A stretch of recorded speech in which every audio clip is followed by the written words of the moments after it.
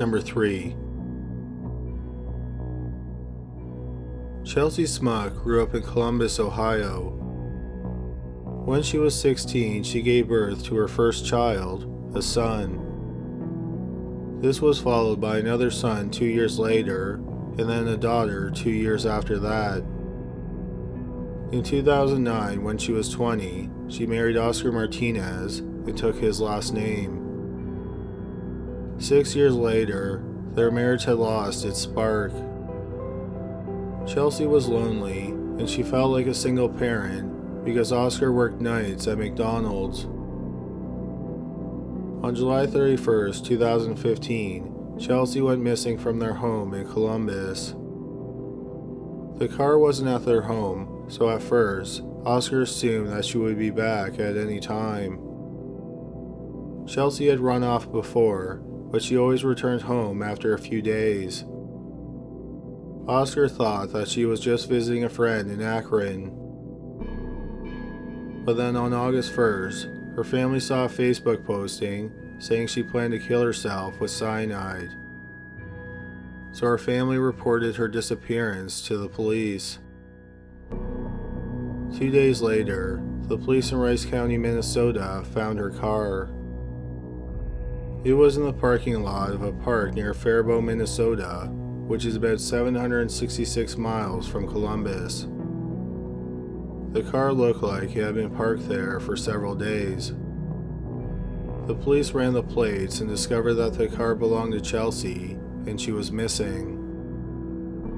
There was no sign of Chelsea around the car, and there were no clues as to what happened to her. Then the police started looking at Chelsea's internet history. About a month before she went missing, Chelsea had logged on to the social media website, The Experience Project. The website connected people based on their experiences and their interests. Chelsea went on to the social media website to talk about her interest in vampires in the Twilight series. It was there that she met a user named Dark Rider. At some point, Chelsea and Dark Rider started talking about suicide. Chelsea confided in him that she wanted to die, but she was afraid to kill herself. At some point, Chelsea persuaded Dark Rider to kill her so she wouldn't have to take her own life. She told him that it would put her at peace. After some convincing, he agreed to do it. She then thanked him, and they arranged to meet in real life. The police discovered Dark Rider's real identity. He was 39-year-old Jason Nisbet, who lived in Faribault, not far from where Chelsea's car was found. On August 7th, the police brought Nisbet in for questioning, and he told them where to find Chelsea's body. He said that on July 31st, Chelsea got into her car and drove the 11+ hours to Faribault. He then met her at a motel in Faribault.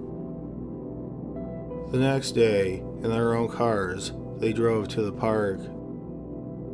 They parked their cars, got out, and walked into the woods. Once they were in an isolated area, Nisbet bound Chelsea's wrists and ankles with a cord. He then used another cord to strangle her until she passed out. Once she was unconscious, he slit her throat with a 10-inch hunting knife. He then dragged her body into a culvert and hid it under some brush. Nisbet was eventually charged with first-degree murder. He pleaded guilty, and in January 2017, he was sentenced to 42 years in prison. Number 2. Jeffrey Locker was born in December 1956 in New Jersey. In 1998, he co-wrote a self-help book, and he was a business coach and motivational speaker for insurance salespeople. Jeffrey was successful at his job, and he made a good living. He, his wife, and their 3 children lived in a nice home on Long Island. If you looked at his Facebook page, Jeffrey Locker seemed to have a perfect life. In every photograph, his family was happy and smiling. But that illusion was shattered on July 19, 2009. Jeffrey had been found stabbed to death in his car in one of the roughest neighborhoods in East Harlem. He was in the front seat of his car, and his hands were tied behind his back. He had been stabbed 6 times in the chest. He had his wallet on him, but his bank card was missing. It was initially believed that Jeffrey ended up in the wrong neighborhood and he got robbed and stabbed to death. The police found a security camera near the car.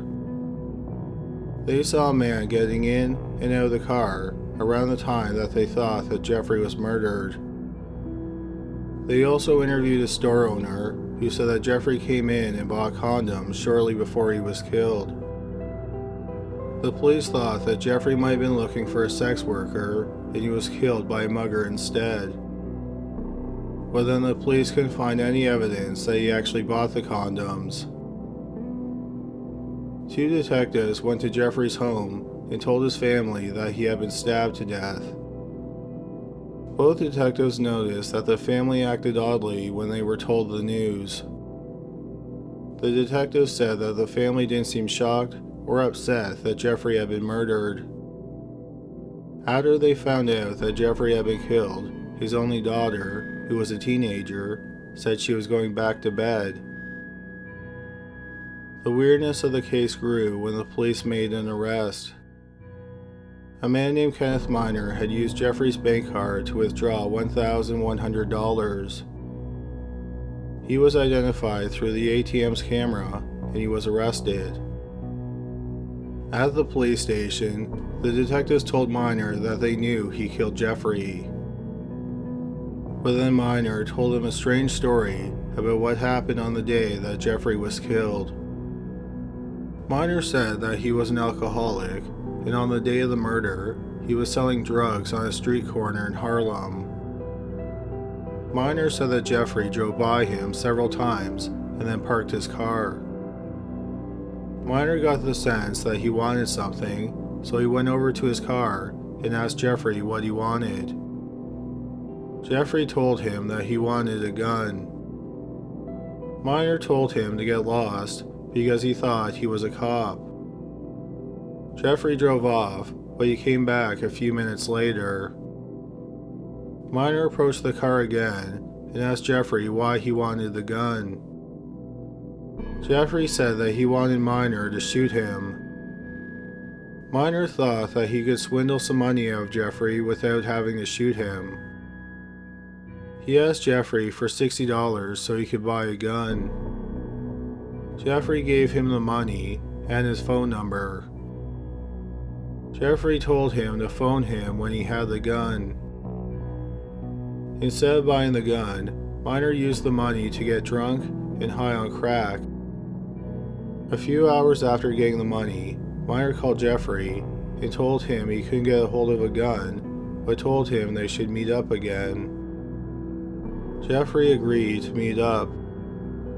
Miner said he was hoping to get a little bit more money from Jeffrey. Miner was hanging out at his friend's apartment, and when he left the apartment, he took a piece of telephone cord with him. Once they were in Jeffrey's car again, Jeffrey said that he wanted Miner to kill him. Miner asked him why he wanted to be murdered. Why didn't he just kill himself? Jeffrey explained he had lost all his money in a Ponzi scheme and he was facing a bunch of lawsuits. He said he would no longer be able to give his family the lifestyle that they were accustomed to. Jeffrey said if he was murdered, his family would get millions of dollars in life insurance payouts. But if he died by suicide, his family would not get a dime. Jeffrey told Miner if he killed him, he could clean out his bank account. Jeffrey then handed Miner his bank card and told him the PIN. Miner agreed to carry out Jeffrey's wishes, and he tried to strangle Jeffrey with the telephone wire, but it broke. Jeffrey told him there was a knife in the glove compartment, and he told him to get it. Miner said he held the knife against the steering wheel, and Jeffrey lunged forward on the knife 4 times on the right side of his chest. Then Jeffrey told Miner to move the knife so that it was over his heart. He lunged forward twice more on the knife. Miner said that Jeffrey was still breathing when he got out of the car. At first, no one believed Miner's story. Not even his own defense lawyer believed it. Everyone thought it was just too far-fetched. But it turned out that Miner wasn't the first person that Jeffrey approached. A few days before Jeffrey died, he approached Melvin Fleming in East Harlem. He told Fleming he wanted someone to kill him so that his family could get life insurance money. Fleming agreed to help, but he had no intention of killing Jeffrey. Instead, he cheated Jeffrey out of about $7,000. Then the police looked at Jeffrey's financial records. He was in a lot of debt, and he was being sued for over $370,000 over a bad investment. Jeffrey had taken money from people and invested it with Lou Pearlman, who was famous for managing the Backstreet Boys and NSYNC. But it turned out that Pearlman was running a Ponzi scheme. Jeffrey lost all his money and his investors' money. In the months before he was killed, he took out several life insurance policies on himself. Many of the policies would pay out extra if he died in an accident or if he was murdered. But the police still weren't convinced. They didn't think that Jeffrey impaled himself on the knife while Miner held it against the steering wheel. Notably, wouldn't Jeffrey's car horn go off every time he pushed himself onto the knife? But then the police checked Jeffrey's car and found out that the horn didn't work. It had been manually disarmed. In April 2011, Miner went to trial for second-degree murder. At his trial, one medical examiner said that it was physically possible that Jeffrey stabbed himself while Miner held the knife. Another medical examiner and a blood spatter expert testified that it looked like Miner had stabbed Jeffrey. After a 2-week trial and 4 hours of deliberation, Miner was found guilty and he was sentenced to 20 years in prison. He appealed, citing the fact that the judge told the jury that assisted suicide was murder. He won his appeal and he was given a new trial. Instead of going to trial, Miner pleaded guilty to second-degree manslaughter, which is usually what people are charged with when they assist in a suicide. In August 2014, he was sentenced to 12 years in prison. He'll be able to apply for parole in the summer of 2019. The police think that the Locker family knew that Jeffrey was going to arrange his own murder. There were several emails and text messages that alluded to the fact that he wouldn't be around in the future. Also, both Melvin Fleming and Kenneth Miner said that Jeffrey had told his family he was going to kill himself and he had said his goodbyes. The Locker family claims they had no idea that Jeffrey was planning on killing himself. Nevertheless, the life insurance policies were voided. Number 1. On July 24, 1847, Brigham Young, who would become president of the Church of Latter-day Saints 6 months later, and his fellow Mormons arrived in Salt Lake Valley, Utah.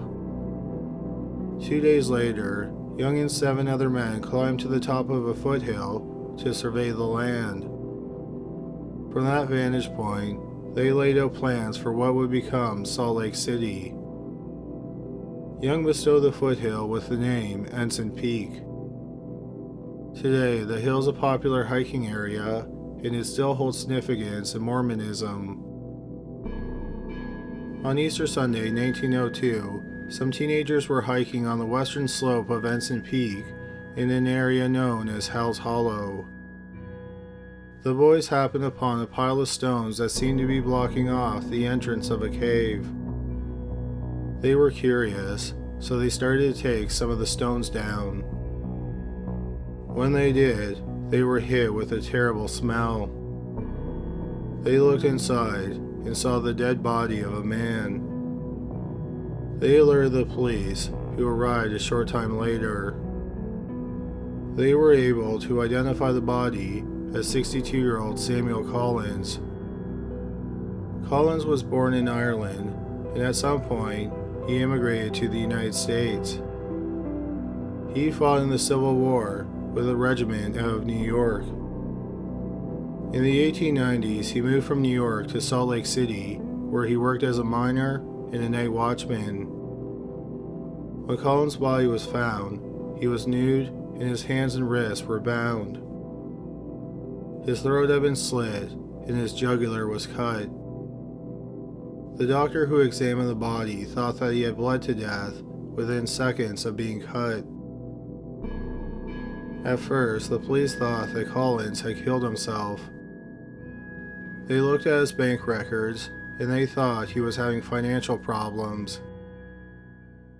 The police found a sharp knife that was about 30 yards from the cave. A person in Salt Lake City who sharpened blades said that the knife belonged to Collins. The police reasoned that if someone else killed him, they would have used his or her own knife. Also, why would anyone go to the trouble to kill a poor, single man who was in his 60s? But not everyone was convinced that Collins killed himself. Besides his throat being slit, Collins also had bruises on him and a cut above his left eye. If he just killed himself, why was he so banged up? Also, while his knife was found close to the cave, there was no blood on it. The police thought that he wiped it down before he threw it, but Collins probably lost consciousness within seconds of his throat being cut. So he probably would not have had time to wipe the knife off and then throw it. Also, if he did clean the knife, where was the bloody rag? Another problem with the suicide theory is that his body was hidden behind a wall of stones in a cave. He definitely would not have been able to clean the knife, throw it, and then build a wall in front of the cave. People also didn't think that the motive for suicide made much sense either. It was true that Collins didn't have much money in the bank, but he was known to store money in his home. Finally, when his body was found, his clothes were nowhere to be found. The people of Salt Lake City would have probably noticed if he left his home not wearing any clothes. It was more likely that someone took his clothes from the scene. The police learned that the last time Collins was seen alive was 6 days before his body was found, and he was in the company of 14-year-old David Feld, who went by his middle name, Clyde. Clyde was the son of the president of the Utah Press Association. Clyde told the police that Collins was planning to move back east.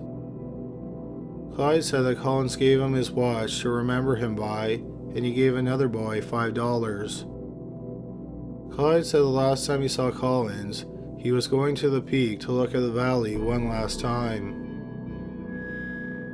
The police interviewed Clyde several more times over the next 5 days, and they caught him in several lies.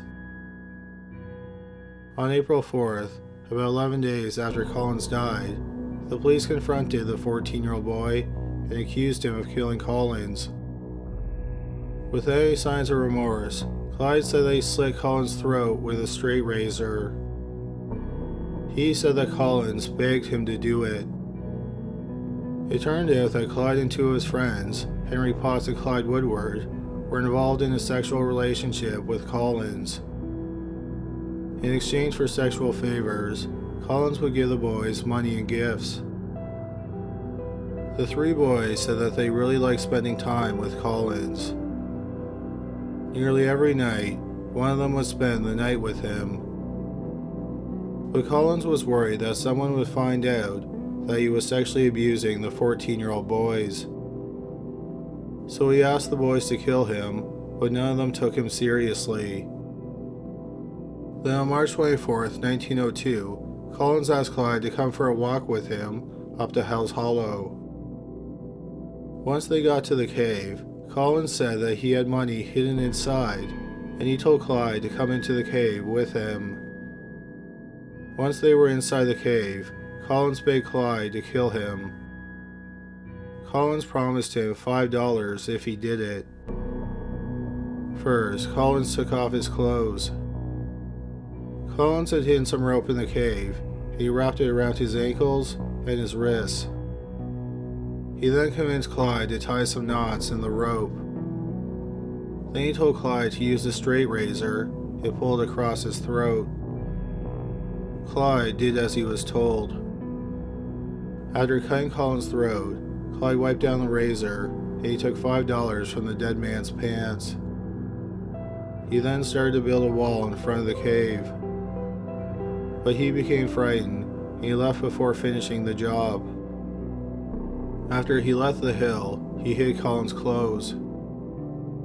Clyde came back to the cave the next day and he put some more stones in front of the mouth of the cave.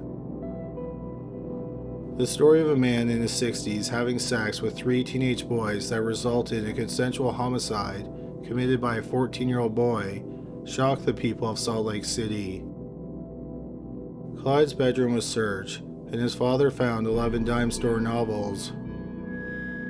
Clyde's father blamed his son's actions on the hypnotic influence of Collins and the depravity of dime store novels.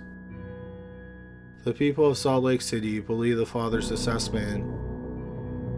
As a result, Clyde never faced charges for slitting Collins' throat. A few years after the murder, Clyde went on a mission for the Church of Latter-day Saints. In 1910, he got married and he moved to Los Angeles, California. He and his wife had 4 children, but sadly, they lost their only son when he was just 12 days old. David Clyde Felt died in 1973 at the age of 85. Thank you so much for listening. Hopefully you found that interesting. Of course, thank you so much for donating. But that's all for this month. Thanks again.